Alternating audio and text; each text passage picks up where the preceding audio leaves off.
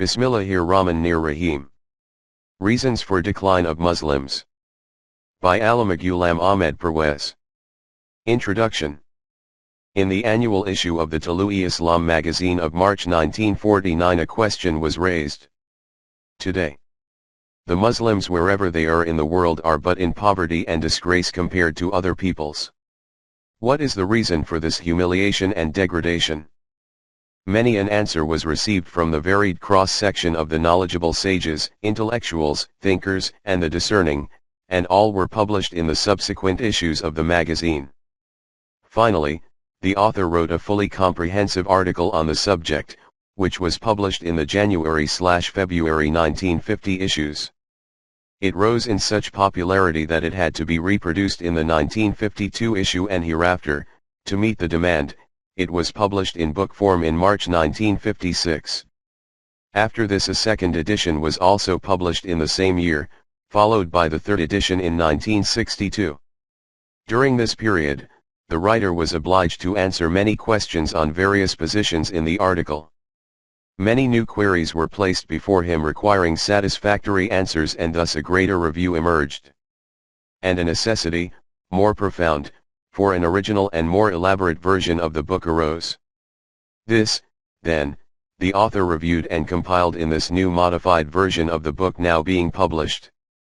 For the welfare of the people, it is necessary to publish these views as much and as widely as possible, and that is why this is being published as a paperback edition. The question as to why we are, to such an extent mean, poor and disgraced requires a deep contemplation and nothing less. In our society, collectively speaking, this question is considered unfit to be tackled, and unworthy of contemplation in the first place, and if perchance a conversation is struck on the topic, it is either lightly avoided or it is washed away in a flood of emotions. Religious worshippers always tend to get angry when this question is raised, and they more often than not shirk away from it, saying that these kinds of voices are raised by the Western-minded, materialistic, non-deistic, to whom the aim of life is only the success in this world, its goodness and luxury. They are unbelievers of ruhaniyat, spiritualism, and they have no concern whatsoever with Allah and His Rasul, Messenger, peace be upon him, while the worshippers of God eye only the hereafter, and that is their real home. This world is a temporary abode where man stops to rest as on a wayside inn in his journey of life and awaits for a short period of time. Such a traveler never stops to think as to what sort of an inn was it where he has rested. Instead, his thought is to spend the night at this place and then move on the next morning. But when our educated youth hears this advice and exhortation, and since it is being given in the name of religion, these youngsters come to regard Islam as the major obstacle in the path of progress, gets disgusted and rebels. He says such a religion, akin to Christianity, should be confined to the four walls of the mosque, and mundane matters should be run, like the Europeans, with our mind, wisdom, and intellect. Religion has ruined us. The sooner we get rid of it the better. This contention is becoming sharper with each passing day. In view of this contention, this question was raised in the Talooi-Islam magazine, answered by the author in such a manner with his prudence, insight and discernment of the Quran that the disease was correctly diagnosed and the cure was also manifested. In the matter of diagnosis, no matter how lengthy the details may be, the gist is that deen, the way of life of Islam, was offered from Allah to the people, which made their earthly life successful and bountiful, and so also their hereafter.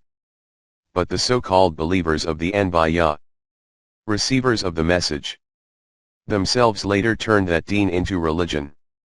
This religion kept the people in strange deceits. This is what is happening to Islam as well. But we have safe with us the Book of God, with which we can transform this religion into deen again. And this alone is the cure of the disease. It is our prayer and supplication that you will not read it with a cursory glance, but give it your careful, thoughtful, and studious attention. And if you agree with it, then pass it on to your friends and dear ones. This may make this thought widespread, and the people become fit to take the next step to get out of the present state they are in. This will not only make them stand in the row of the living people but also, they will become worthy of their leadership. Administrator, Idaratul-e-Islam. 25B, Gulberg 2.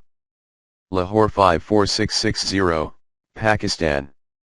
February 1969. Decline and fall of the Muslims. The question under consideration. Muslim settlements are found in most parts of the world. Some reckon their number to be 400 million and others regard it to be 500 to 600 million. No matter what the number is, they stretch from Indonesia to Morocco. Africa has quite a substantial population. In many European countries Muslims abide. In Russia and China, they are well populated. Of the Muslim nations, some are totally independent, some have semi-independent and semi-subjugated status, while they are in total subjugation in others. There are also countries where they live with other non-Muslims. This then is the state of affairs of the Muslims' populace. Now, let us consider their state of life. Those that are independent are very weak and degraded in comparison to the independent non-Muslim states. Afghanistan, Iran, Hejaz, Egypt, Syria, Indonesia etc., are not only weak compared to America and Europe but also surviving at their mercy. They have to accept whatever conditions are imposed upon them. Each one of them accepts aid from one non-Muslim government or another. Food, grains, machinery or technology, varied essential articles needed for daily living, medicines, military armaments, so much so that even monetary help is remitted by them. All this is procured from non-Muslim governments so that Muslim governments can somehow manage their affairs. This is not all. Even with such large populations, as in Russia and China, they live a life of subordination. It is also true in some other East European countries. In all of them, authority and command is in the hands of others. All their elite and notables are never heard of to be Muslims. In these states there is supposedly no concept of ruler or the ruled, but in practice we find the Muslims to be of the ruled class. Coming nearer home, before independence, both the Muslims and the Hindus in India were ruled by the British, but there too the Muslims' position was far too weak. It seemed that both the British and the Hindus ruled the Muslims. There, the 90% of our population was indebted to Hindus. They were ahead of us in knowledge, business, and the Hindus were also fabulously wealthy. In government service too theirs was a far greater number. Even today there are crores. 1 crore equals 10 million. Of Muslims in Hindustan, but their lot has gone far worse. Neither is their life, nor is property safe, nor their honor and chastity. Nor are their mosques or monasteries secure, so much so that even their cemeteries are not safe. The Hindus push them around like cattle according to their whim and fancy, when and where they want, and there is nowhere for them to go or file a complaint to. That brings us to Pakistan. Although independent and may God safeguard it, Pakistan is still dependent on the West even for its basic necessities. Half the populace lives in huts and some of the people go without food every night, and do not have a stomach full of meal. Others do not have clothing to cover their bodies. Our womenfolk do not go out for lack of adequate clothing to cover their bodies properly. Patients die due to lack of medicine or treatment before the very eyes of their parents, who witness their children wriggling and tossing restlessly before dying slowly. Because they do not have enough coppers for their treatment. And there are many who have to sell off their pots and pans to pay for their funeral expenses. Vagrancy is the lot of most Pakistani school children because their parents cannot afford to pay for their schooling. And a great number remains illiterate and ignorant due to their parents' poverty. Many marriageable girls are sitting at home because their parents cannot betroth them with dignity. This then is just not the state of Pakistani Muslims, but is the state of almost all Muslim countries. Mentioning and categorizing their miseries would serve no purpose.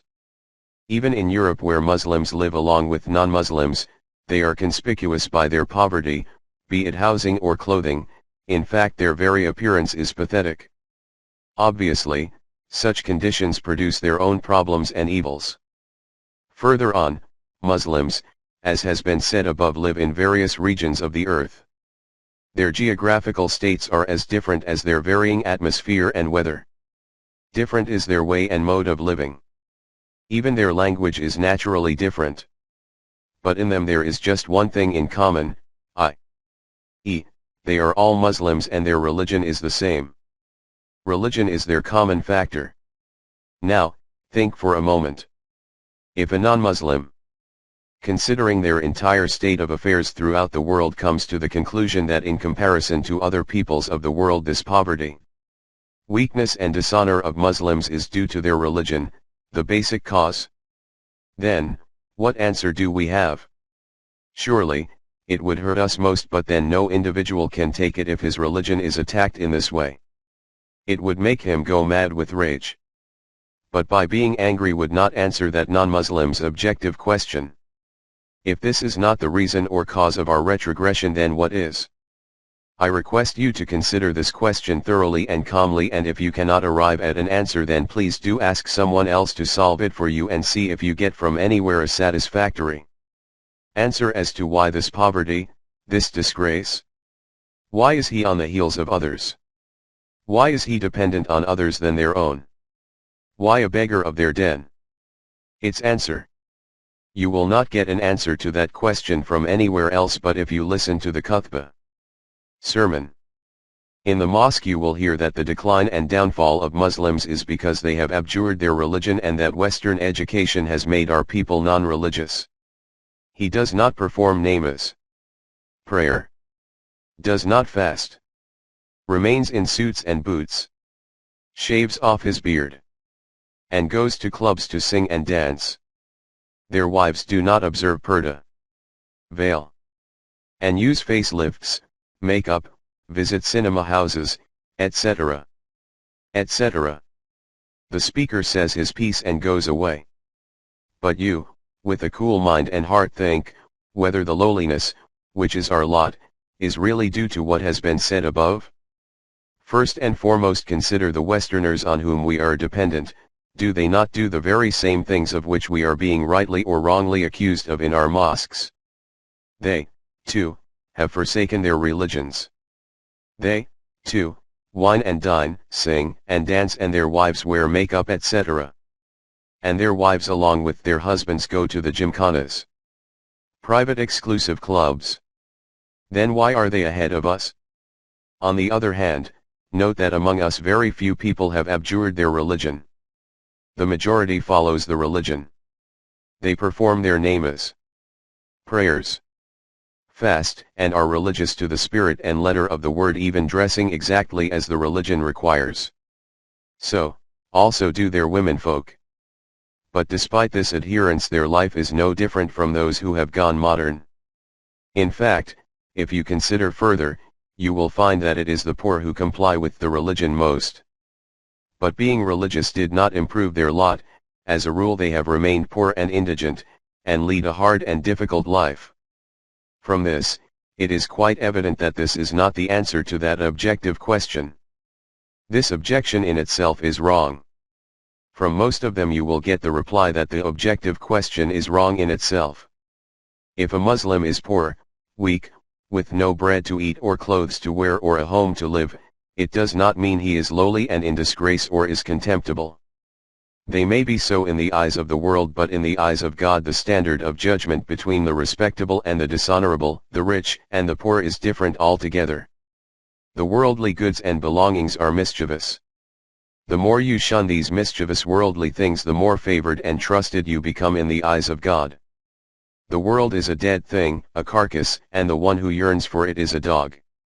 A mu'min, a highly developed Muslim, lives out this life within the four walls as a prisoner. This earthly life is for the unbelievers, whereas for the Muslim is the hereafter. Even if the mu'minin, plural of mu'min, have to bear difficulties in this world, which is but for a few days, it should be borne as being a trial from Allah. He keeps on trying his bondman. The one, who perseveres in the trial and is found to be successful, would eventually be rewarded with the life in paradise, his real and eternal home. The one whose hereafter has been set right has accomplished everything. Remember, God has reserved sustenance in his own hands. He restricts the sustenance of those whom he wills, offer plenty to whom he wills. It is he who bestows respect or degrades whom he wills. Man must, in any situation, be satisfied and remain so through thick and thin. One who objects to his lot is in fact objecting to the decisions of God. His lamentation and complaints would in fact be against the elevated Creator. What right has a slave to object to the decision of his master? A mu'min is actually one who is contented, gratified with whatever is bestowed on him by his Creator. Please understand that poverty and wretchedness, dependence and dishonor have all come about because so was his will. All these and more debasement should be considered as mercy and compassion from God. This is the sermon that we have been hearing from the pulpits, since childhood, in mosques everywhere. Even today we hear the same things, repeatedly and many times over. But the question is whether this is the actual teaching of Islam. Is this the commandment of the Quran? Is it also the aim and object of Allah as well that Muslims remain poor, miserable, and dependent on others? Are poverty in the world, meanness, dishonor, and disgrace the signs of God's trusted and favored believers? No matter how or with what answers we are given to soothe ourselves, these are definitely not the answers offered by the Quran. Its teaching is 45:13. All that is in the heights and depths of the heavens and earth is entirely subdued for you, so that you may make use of it. He has shown the signs of true and steadfast mu'minin is to be 8:4. For them are the means for their security and safeguard and materials and provisions for their respectable and dignified livelihood. About his friends it states 10:64. For them in this world as well as in the hereafter are glad tidings of happiness and prosperity. This is the law of Allah that can never change. The dua, prayer, that he teaches the mu'minin is as follows. 201. O our Sustainer, grant us a beautiful, pleasant, and wholesome life in this world, and also grant the same beautiful, pleasant and wholesome life in the hereafter. It very clearly states 39:10. Those who do constructive deeds in this life will have a life of happiness and prosperity in this world. He shows the natural outcome of those who do good and righteous deeds to be 24:55. God has already given the promise that those people who have iman, conviction, and do righteous deeds, he will honor them with governmental authority in this world in the same manner and the way he honored those before them with authority. He shows the paradise-like life in this world to be 118-119. In it, neither will man starve nor will man go naked, and neither would he have fear of thirst or the scarcity of housing. In contrast to all the foregoing, he very clearly states 124. Those who are disobedient to our orders and commands we will restrict his livelihood, and he will also get up blind on the day of resurrection, the doomsday. Do not pass casually over this last ayat. Verse. Ponder a moment over it. In it Allah has in very clear terms stated that those who disobey his commands and orders will have their livelihood restricted, and they will also be raised up blind on the day of resurrection. You must have understood on reflection as to what a punishment it is from God not to have a livelihood or have it restricted in this world, and the severity of which will be extended in the hereafter. In being raised up blind, thus ruining his life in the next world. At another place he has said that those who commit blasphemy and infidelity against his divine blessings. 112. Allah makes them taste starvation and fear. And the signs shown on whom befalls Allah's punishment are 22:9. They are in this life too lowly and become disgraced. And because of which 9:74. They are in this world in severe punishment. He has shown, when the people of Israel turned away from the commandments of Allah. 2. 61. On them befell the azab, punishment, of indignity, dishonor, and disgrace, and they became entitled to his wrath and anger. From these verses. Ayat. You must have noted that lowliness and disgrace in this life is the punishment of Allah, so also are the forms of scarcity of food, houses, livelihood, and relevant humiliations are but punishment of Allah. As against these, Allah's beloved people enjoy His bounties in abundance, happiness of every kind, and of course with respectable and dignified livelihood. They are honored with statehood and government. The forces in the heavens and the earth are under their rule. They live a very honorable and dignified life amongst the peoples of the planet Earth. Allah has said in clear terms. 4. 141. This can never come to pass that the non-Muslims could overcome the Muslims. For them, the decision of Allah is. 3. 138. If you are a mu'min, then you will overcome everyone.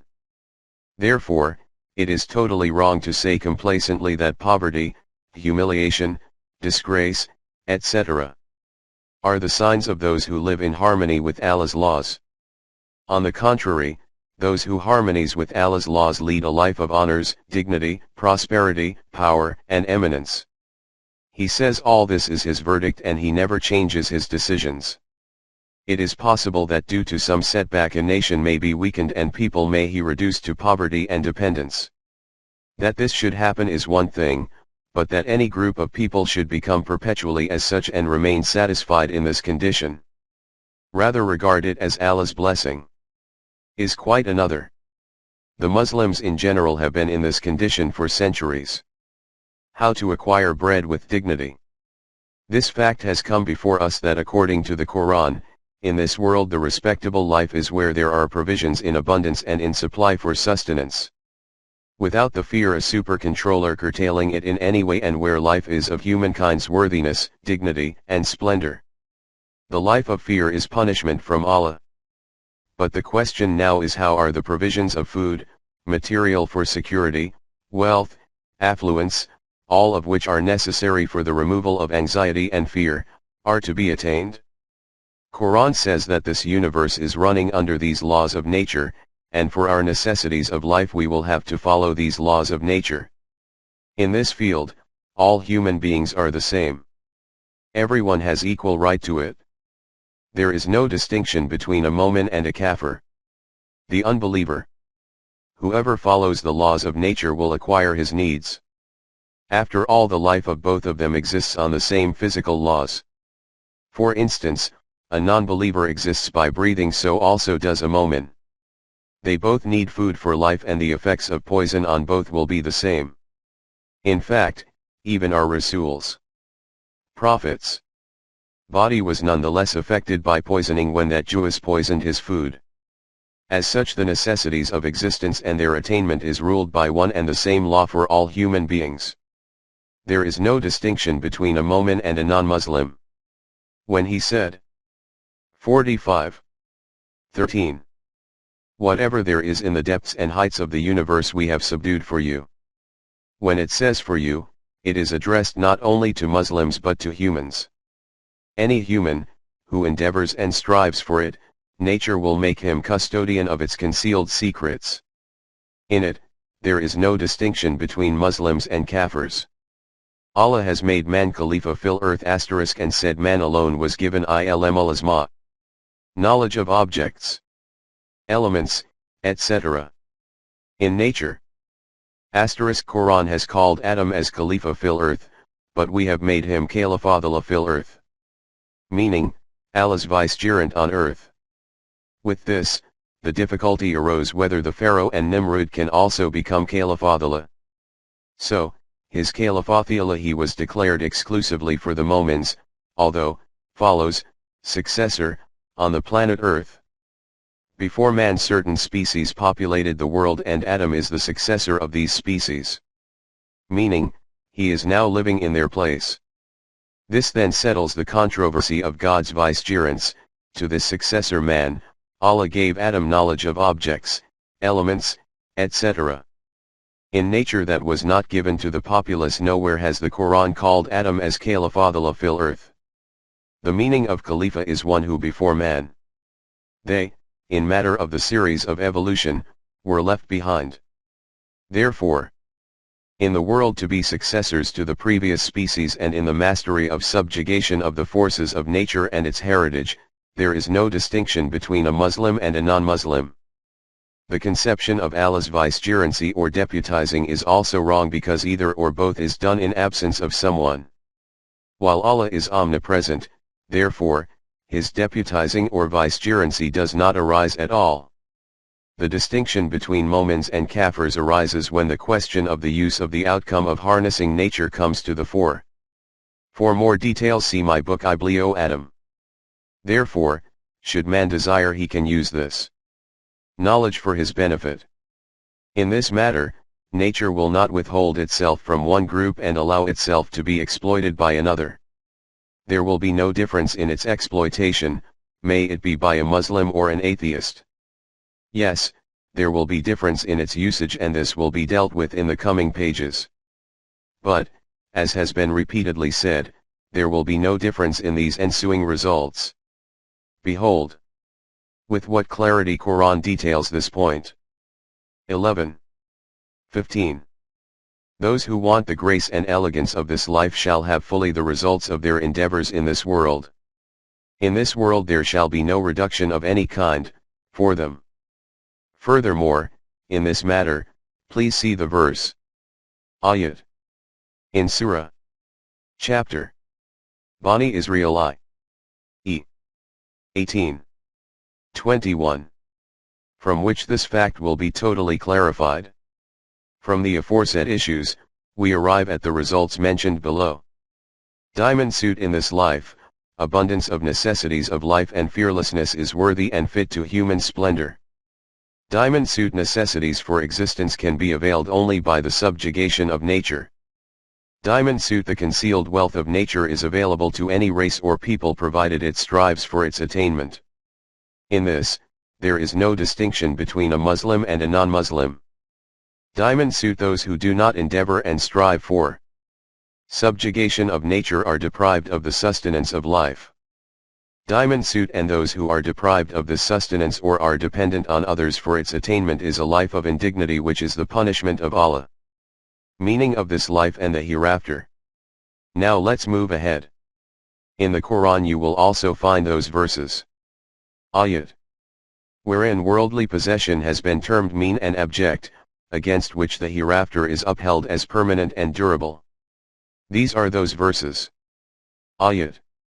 On which the conservatives and the traditionalists have leaned on to support and brand the impermanence and the unsuitability of the world and its possession as lowly and vile to be the portion of the unbelievers, and the hereafter to be exclusively for Allah's favorites.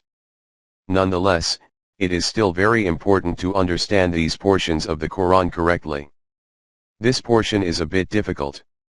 Difficult because it is one discourse that will come to most readers as totally new. In any case, this portion calls for deep concentration and attention.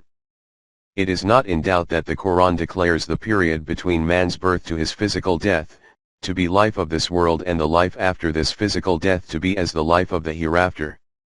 To have conviction on this life and in the hereafter, i.e., life after death, is inseparable from a moment's life. One who denies it is a kafir and cannot be a momin even though he may have conviction on other remaining issues. But, and this is a very important but, the connotation and usage of the words this world and the hereafter by the Quran, not only imply its apparent meanings. It uses these words in other senses as well. The truth is the Quran uses many words by way or manner of expressions and phraseology. And until Quranic phraseology is not understood in its correct connotation or meaning, it is not possible to understand it. In the path of Quranic understanding, this is such an important point that if once overlooked, rejected or thrown out, it would involve us in and thereby create all these unwanted quarrels, difficulties, complexities, and entanglements, and because of which we are today suffering from anxieties of the heart and mind. As a result, despite our numerous efforts, we cannot arrive at a correct Quranic understanding. At times, we are so involved in the Quranic connotations that it seems just impossible to extricate ourselves from it. And man, God forbid, comes to regard Quranic ayat as riddles and enigmas. Hence, Quranic sense, meaning and connotation should first be understood thoroughly, and the words this world and hereafter hold great importance. But before grappling with these terms, please understand once more that let it not be construed that the concept of life after death is incorrect. Our Iman is based on life after death. Life is an endless flow, which goes from here to there continuously. Therefore, in the Quran where life after death is mentioned, it means exactly what it says. The literal meaning of dunya means here and now, and the akhrath means the hereafter. Akhrath means what is to come later, which would mean the future. In the life of an individual or a people there is one future which comes in this very life. But from the Quranic point of view, apart from this future, there is another as well, but it comes in the hereafter. Therefore, there are two kinds of future. One kind is in this life and the other in the life to come. We shall first discuss the future of this life and later the one that comes after death. First, we will tackle the future in this life. In this world there are two kinds of persons. One who leaps for the here and now or the immediate gain. Their entire effort is for this immediate gain and for their own interests. They are not concerned as to what will happen to those who are to come or the people who are to follow. They are only occupied with their self-indulgences and luxuries. It is not for them, they would say, to think or consider the brunt to be borne by the humanity who is to come or is to follow. Their entire efforts and endeavors are for the present, and there is no thought whatsoever for the future. Hence, by Quranic connotations, the here and now and the immediate gains are called the world, dunya, while the future of this world is called akhrath. Therefore, Quranic view of mata-e dunya would mean that gain which one seeks for himself. A mata-e akhrath, possession of the hereafter, means those possessions, material, equipment, and properties saved and stored for the coming generations. Here, too, from the Quranic point of view, generations does not mean the generations of any one person or family, but the entire humankind. A person or a nation who just seeks immediate gains. That is well-being of present only. His present will become pleasant and wholesome, but his future would not be bright. Against this, however, humankind's correct way of life is that its endeavors should not be spent for the betterment only of the present, but also for the betterment of the coming generation of humankind, i.e., the future. Also, it says the immediate gains do carry in themselves tremendous attraction. Their glittering splendor dazzles them. They engender a life of comfort and luxury involving little hard work. And the results forthcoming are immediate.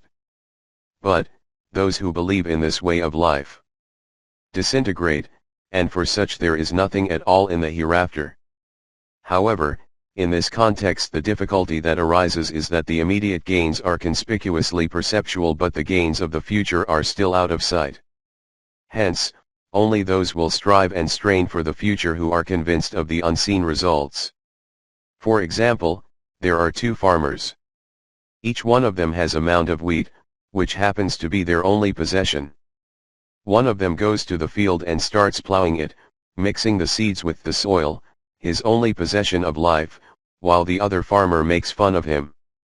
He takes his share of wheat to the mill and grinds it into flour and brings it home.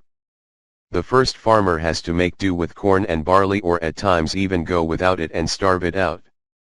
In contrast, the second farmer and his family enjoy wheat bread, i.e., to say he has achieved immediate gain, but he has no share in the future. Future will be that of the other farmer. It will glitter, and his will be the storehouse with ears of wheat where seeds produce 700 grains each, all in neat stacks. For the duration of the seed to turn into harvest, he had to endure difficulties or even pangs of hunger. But after that a cyclic order was established, because of which his present becomes pleasant and wholesome while his future a glittering splendor. But for this, initial condition was that the first farmer had conviction in the fact that the seeds he had mixed into the soil were not going to be lost or wasted. In the universe there is a firm law in action which will turn the seeds into sprouts. Those sprouts will then transform into stalks or stems, which in its turn changes into ears of wheat, which will provide sack loads full of harvest. He had absolute conviction both in his labor and in the unshakable law of the universe. This unshakable and immutable law of the universe that turns the seeds into ears of harvest is called Sunnatullah, or the law of Allah, in which there can never be any change. 33. 62. This unchangeable and permanent law is in itself proof which invites Iman. If the farmer did not have conviction in this law and in its permanence that it will change the seeds into harvest, then he would not have mixed the seeds into the soil. Because experience through time immemorial has shown man that there could not be change in this law of nature. That is why he takes the risk of mixing them into the soil in a set method, by plowing it and turning it into harvest. This undivided conviction makes him sow the seeds into the soil, and calmly wait for the results. Now comes the second condition. After sowing the seeds in a set manner or rule, water is then provided at set times. In this program, two efforts are in force at the same time. One is the unchanging, fixed, and stable law of nature, and the other is the painstaking labor of the farmer, in accordance with required set rule. Mutual harmony is required between both for a bumper harvest. This is called the law of the Makafathi Amal, or the law of retribution. If the farmer's efforts are in disharmony with nature, then his efforts will go in vain. 2. 17. Let this be quite clear that by laws of God it is not to be inferred that they merely mean the laws of nature. Along with it, there are many other laws of Allah, the observance of which is extremely necessary for man. Taqwa. These laws are safe in between the covers of the Quran. The observance and practice of these laws is called taqwa. But the laws of nature are not exempted from it. They are also included in the laws of God. Therefore, the observance of these laws of nature is compulsory for one to become a muttaqi. It needs to be emphasized once again that if a certain people who only observe the laws of nature cannot ever be termed as muttaqi. Likewise, the others who do not observe and practice these laws of nature also cannot be termed as muttaqi. However, those who harness the laws of nature, they do achieve their results. Even though they do or do not obey other laws, and those who do not harness them remain deprived of the results. This is the meaning of hereafter in connection with this worldly life. Below, the second meaning will be discussed. The second connotation and meaning of the word hereafter. One view of life is that we exist exclusively for this world, and on death this life comes to an end. The aim of this worldly life is to amass worldly wealth and possession and lead a life of comfort and luxury. Towards achieving it, any mode or method is proper and therefore can be adopted. Only this precaution is necessary, that one should not fall foul of the government laws. And should one fall foul, then he should make every effort possible to escape the police and the arms of the judicial laws and regulations. There is no law beyond the law of the government, and there is no grasp or accountability beyond the police and the courts of the country. For personal gain, every ruse or trick can be devised, and it is permissible. The second viewpoint of human life is that its physical existence is on the same plane as that of an animal.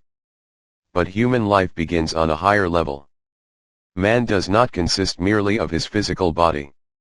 In him there is one other element which is called human personality. The aim of life is both to develop the human body as well as his human personality. As with the upbringing of the body, there are also laws governing the development of the human personality. These are revealed laws and are enshrined in the Quran. They are permanent values. Humans should work hard to acquire worldly possessions. But if there is a clash between worldly gains and future permanent values, then he should sacrifice his present gains in favor of his permanent values, thereby developing his human personality further. In this way, man would in the next life continue to pass on through the great stages of evolution and move on forward. This is called life after death, the life in the hereafter. For example, a businessman finds an opportunity to commit fraud in such a way that no one would ever learn of it. It involves thousands of rupees, and even if caught he would bribe his way out. If he has no iman in the hereafter, then without any hesitation at all, he will carry out his fraud. But if he were a believer in the hereafter, he would never do such a thing.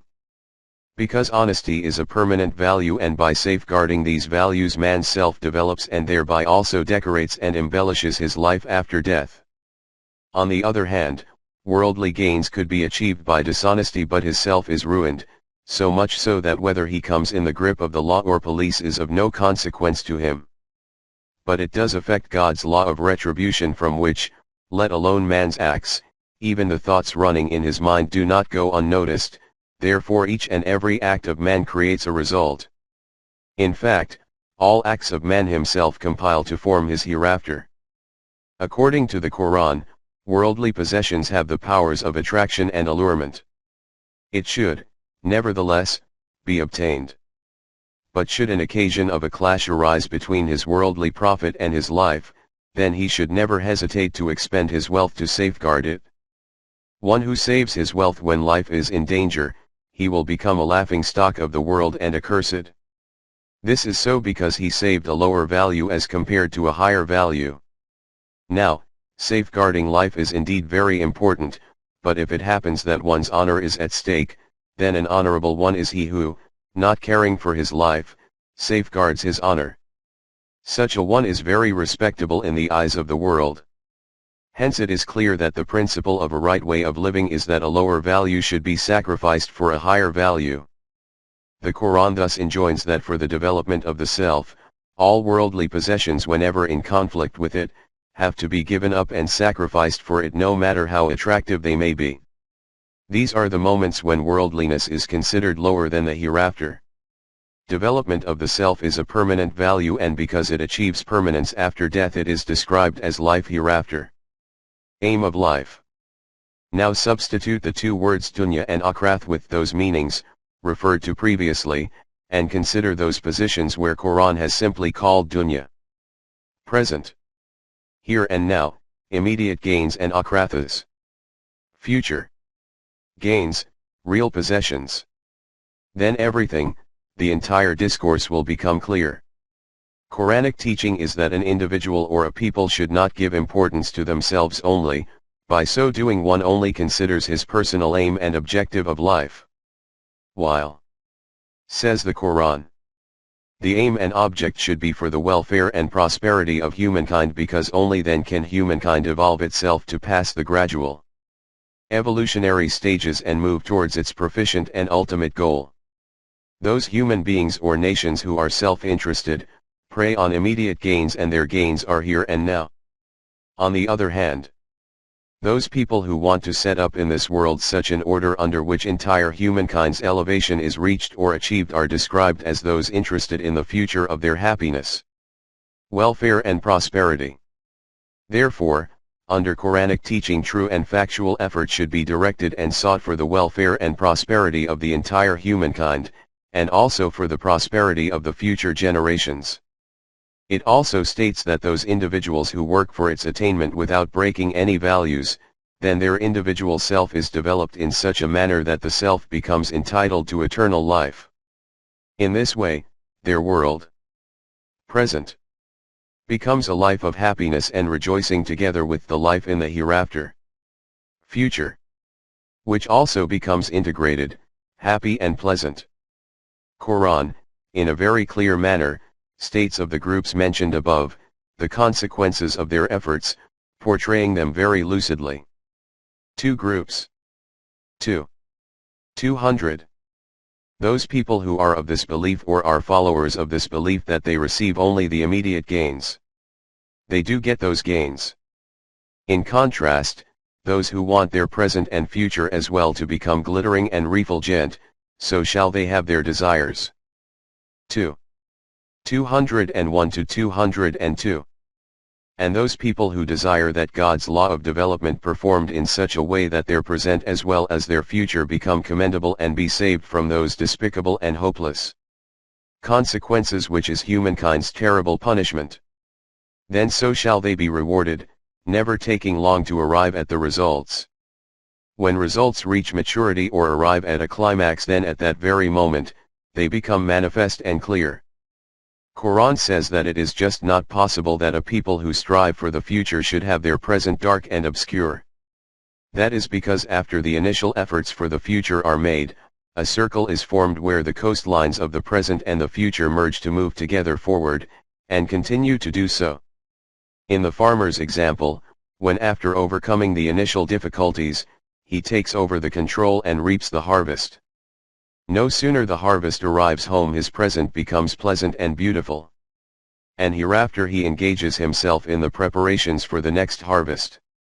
His efforts and endeavors only serve to become the visible result of his future's welfare and prosperity, and this goes on serially moving ever forward. That is, present and future both become shining and brilliantly splendid. That is why it is said. 39:10. Those people who do good and beautiful deeds, then their world, this present life, becomes good and beautiful. And together with the present their future also becomes luminous. 10:63-64.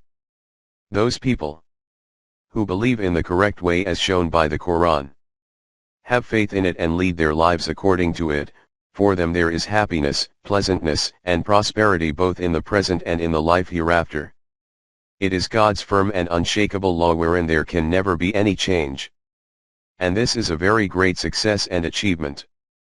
Up till now we have observed two groups. One which only wants to see the success of its present, while the other is the one which has an eye also on the future's pleasantness and prosperity. Quran says the first group's present becomes pleasant but it has no share in the future. While the second group's present and the future both become pleasant, beautiful, and prosperous. This is the unalterable and solid law of God in which there can never be any change. 145. Those who desire simply the present and prosperity of the present, they get that which they want. Those who are desirous of the prosperity and pleasantness of the future, they get what they want or desire. It is not God's law that He makes in vain the efforts of those who simply desire the wholesomeness of this life, the present. No, their efforts do not go wasted who seek only the nearby and the immediate gains. They attain these gains, while those who also have an eye on the future, their efforts and endeavors for this very mode and manner keep bearing fruitful results. Please see Surah Bani Israel, wherein how eloquently this great fact is stated. It is said. 17:18. That individual, or people, desires the nearby and the easy, the immediate available gains, then we in accordance with our laws give them the nearby gains, or the immediate gains. But in the future for him will be such a life wherein all his capabilities will burn and singe and his development will come to a stop, and in that life he will find himself in an utter despicable state and shunned by everyone. This is the state of one group. As for the second group it is said. 17:19. An individual, or a people, who looks forward towards the future and puts in the necessary effort and is convinced of the permanent values as enjoined by Allah, then these efforts will bear full fruit.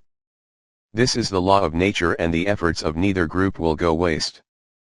17:20. The law of nourishment and development applies on both the groups. The gifts of the nourished do not close on anyone. In these efforts and endeavors every people move forward according to its striving and trials. 17:21. Consider historical precedents and see how this very law of ours in the field of economics keep moving different people one over the other eventually. It so happens that those who simply aspire for the present prosperity are wiped out, and those who desire the future's pleasant, wholesome prosperity attain the highest positions. 17:21. The positions of the future and its economic and social pleasantness. Wholesomeness and refulgence is the best, and above all future is only for the one who keeps his economic life strictly in accordance with the laws of eternal revelation. Permanent values. But if any people who for this world devise another god i.e., for the immediate gain devise and formulate one law and for the hereafter keep before them some other law, then this is blasphemy or worse, idolatry or paganism. The result of which would be in very bad circumstance and evil plight and nothing else. 17. 22. And with Allah, the fountainhead of all laws, do not include any other idol or source of law, or else one will be accursed from all sides, and will be entitled to bad and evil circumstances and plight. With this comes the third group. But before we deal with this group, let us summarize. Those people. Group 1. Who only regard this present life as the only life, having no care or bother about the hereafter. They have only devised ways and means for this life and keep acting accordingly. With this they do gain the nearby and the immediate gains. They may be said to be the group of kufr, i.e., who deny the future. As for those people. Group 2. That keep both the present and the future, the dunya and akhirath, in mind. For this it has an order of life that does not distance the present and the hereafter and does not draw a line between them or divide and separate them. Therefore, both the present and the hereafter become refulgent, wholesome, prosperous and pleasant. The Quran calls this group Mu'minin. Their view encompasses the development of the entire humankind that they carry out in accordance with the set program of the Quran. Coming to the group 3, which divides the world and the hereafter into two different worlds. It thinks that there are some efforts, which bestow gains only for this present world, and there are some which decorate the hereafter. To them it is not necessary that whosoever's hereafter is decorated should have their present decorated as well. In fact, against this, they understand that the hereafter is a success of those whose worldly life is chagrined, of disappointment, of misfortune and failure. They regard man's worldly life and the life of the hereafter to be two different lives, neither one having any relation to the other. That is to say, for them the happiness and prosperity or indigence and poverty of this worldly life, there is one authority or God, while to the wholesomeness, the pleasantness, the joys and prosperity of the hereafter there is another. This group does not regard that for both of them the fountainhead of law is one and the same. It regards two different gods for every two revolving circles. Quran says that this kind of a person who tries to travel with his legs in two sailing vessels or boats will eventually find himself drowned. This group of people may be likened to someone who sets fire to the roots of the trees but tries to sprinkle water on it. It thinks that it is possible that the blood in a portion of human body could be pure and pious while in the remaining is sinful. It is his iman conviction that if the roots of the plant are parched and dried out, it matters not, but it will eventually give bunches of fruits. All because, to this group the shoots grow under one law while there is another set of laws for the bunches of fruits and earful of corns. Quran says that any individual or people who try to break into pieces the law of unity which is related to the laws of the universe, then do tell them that his state of the present will be destructive and wretched, and his future would be dark and obscure. Consider, in his matter, in what overflowing words it states. 2. 85. What? You have iman on one portion of the laws of the universe and deny its second portion? The one who acts like this. 2. 85. Who, amongst you, act like this, the result of it will be nothing but dishonor, disgrace, ignominy, notoriety, and infamy in this worldly life. And on the day of judgment they will suffer very severe punishment. He describes this mode or manner of life as 9. 74. And the present and future of such people are dark. And in very clear terms states 9. 74. In this worldly life they will not find any helper, inquirer and solicitor of their state of affairs. 9. 74. Such a way of life is tantamount to reversion to kufr. To become a non-believer, after professing Islam.